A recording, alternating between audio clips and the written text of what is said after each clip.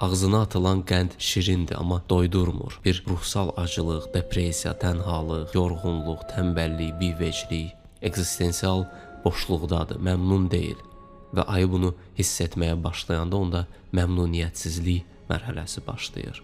İkinci mərhələ sorğulama mərhələsidir. Ayı məmnuniyyətsizliyində qalmır ki, həyat belədir, heç nəyin mənası yoxdur, heç kəs tam xoşbəxt deyil. Bu məmnuniyyətsizliyin şüarlarıdır. Şüardan suala keçəndə sən sorğulamağa başlayırsan. Niyə həyat belədir? Niyə heç nəyin mənası yoxdur? Niyə heç kəs tam xoşbəxt deyil? Niyə ailəmdə özgələşirəm, iş yerim mənə xoş deyil, trendə düşən mahnılar xoşuma gəlmir? Ukrayna ilə Rusiya niyə bir-birini qırır? Avropalılar niyə bu qədər qaçqını içəri buraxırlar?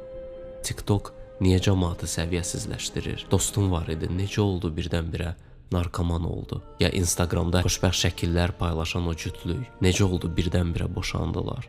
Ayı sanki sirkin absurd olduğunu yavaş-yavaş anlamağa başlayır. Klonların saxta gülüşlərinin bir qrim olduğunu görməyə başlayır və özünə sual verir. Niyə mən klonun əlindəki o qəndə görə dombalaq açmalıyam? Artıq ayı bir skizis içindədir. Nədir skizis?